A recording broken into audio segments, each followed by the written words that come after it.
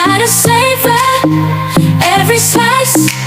I have surprises on the corner I can't predict. I can't pretend. Just have to make them yours and tell directly. Assalamualaikum warahmatullahi wabarakatuh. Selamat datang di bincang-bincang kita kali ini. Saya Reska Arumulia. Di bincang-bincang kali ini kita akan membahas tentang permasalahan 3 jenis otot, yaitu ada otot polos, otot jantung, dan otot rangka. Tentunya saya di sini tidak sendiri. Saya ditemani dengan 2 narasumber untuk menjelaskan lebih dalam lagi tentang permasalahan 3 jenis otot itu. Oke, yang pertama ada narasumber Mbak Tania, apa kabar? Alhamdulillah, baik. Terima kasih sudah datang ke sini untuk membahas tentang permasalahan otot-otot. Oke, ada narasumber kita kedua, yaitu ada Mbak Suraya. Apa kabar Mbak? Alhamdulillah baik. Oke, terima kasih sudah bergabung pada bincang-bincang kali ini.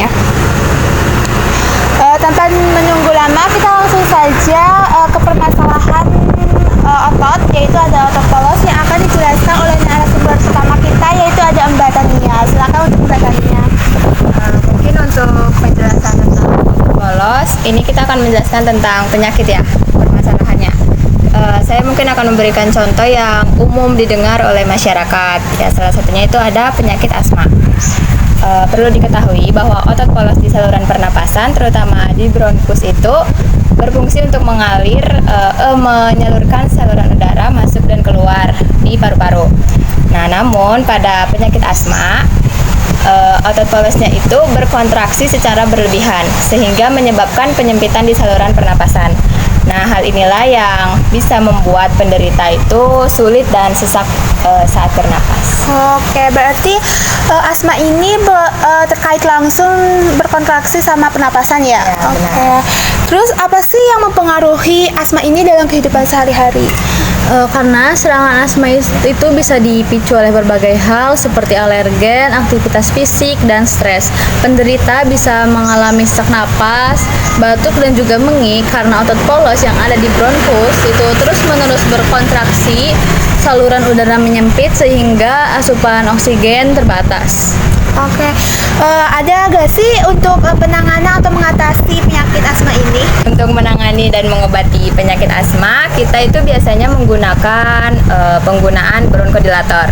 Nah, bronkodilator itu tugasnya untuk melemaskan otot polos yang tadi berkontraksi. Oke. Ya. Terus selanjutnya kita juga bisa menggunakan kortikosteroid. Nah, kalau kortikosteroid ini tugasnya meredakan peradangan yang terjadi di saluran pernapasan tadi. Selain dengan pengobatan, kita juga harus menghindari faktor-faktor pemicu asma. Salah satunya itu ada olahraga. Nah, kenapa olahraga? Kan olahraga itu sehat ya, Iya. kalau didengar di masyarakat. Ternyata olahraga yang berlebih bagi penderita asma itu tidak dianjurkan atau harus dihindari karena bisa memicu asma. Selain itu ada juga asap sama debu. Ya, itu bisa memicu asma. Oke, berarti asma itu masalah besar pada otot polos yang mempengaruhi dalam aspek kehidupan sehari-hari. Oke, mari kita beralih ke otot selanjutnya, yaitu ada otot jantung yang akan dijelaskan oleh narasumber berikutnya, yaitu ada Mbak Suraya. Silakan. Tentu saja penyebab atau masalah yang paling umum yang sering kita jumpai pada otot jantung yaitu serangan jantung atau infark miokard. Serangan jantung itu terjadi ketika aliran darah ke otot jantung itu tersumbat. Biasanya terjadi karena adanya penyumbatan arteri koroner. Nah, tanpa suplai oksigen yang memadai, jaringan otot jantung kita itu bisa mati, bisa berhenti gitu. Oke, berarti itu masalah sangat besar ya, Ya, pada besar. otot jantung. Oke, kan tadi ada penyumbatan pada arteri koroner ya. Itu sih apa sih penyebabnya itu yang buat penyumbatan pada arteri koroner itu apa? Tentu ya, penyebab utamanya itu aterosklerosis namanya. Aterosklerosis itu penumpukan plaque yang terjadi pada dinding arteri. Ya, terdiri dari kolesterol, lemak, sama zat lain. Jadi plaque inilah yang akan menyebabkan sempitnya arteri sehingga terjadi gangguan pada aliran darah. Nah, bila plaque tersebut pecah, itu akan menyebabkan pembukuan darah.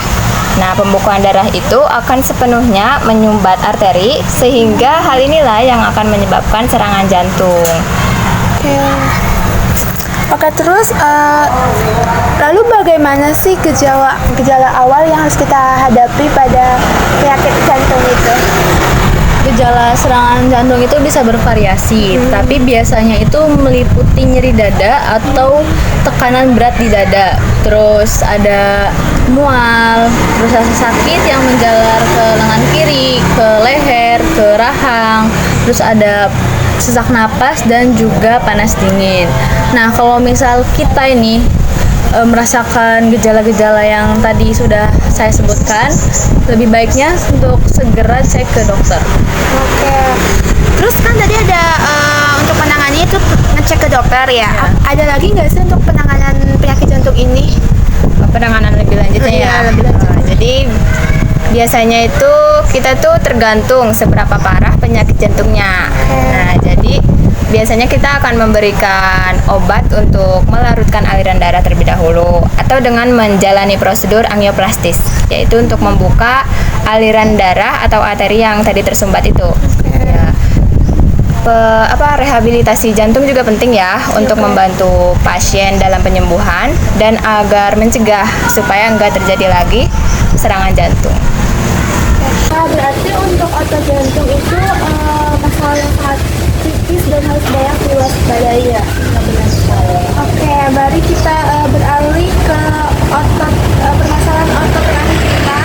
Kenapa untuk signifikan dari kita? Jadi pada otot rangka ya, otot terakhir ini, permasalahan yang sering kita temui adalah kram otot. Nah, kram otot itu merupakan kontraksi mendadak kalau tidak disengaja yang biasanya itu mengakibatkan kita itu merasakan sakit. Sakit gak sih kalau kalian kram itu? Ya, sakit. Sakit kan? Penyebabnya ini karena si otot itu terlalu lama digunakan dan terdehidrasi, menyebabkan ketidakseimbangan elektrolit dalam tubuh.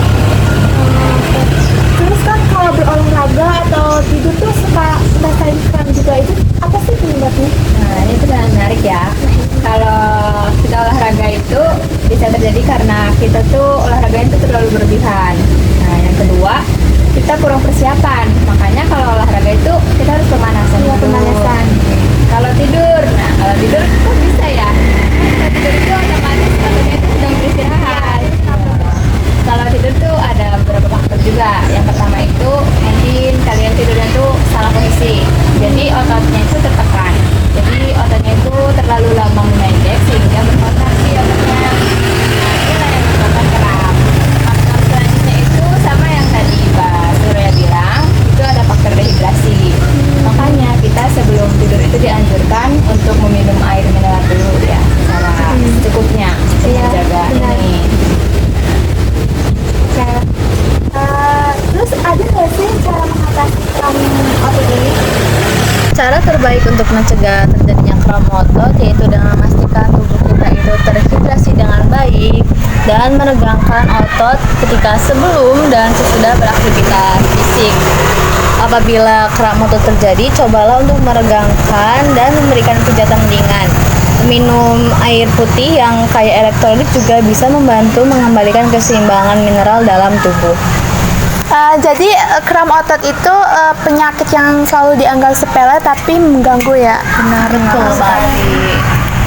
Oke, terima kasih banyak untuk kedua narasumber pada hari ini telah bergabung pada diskusi kali ini.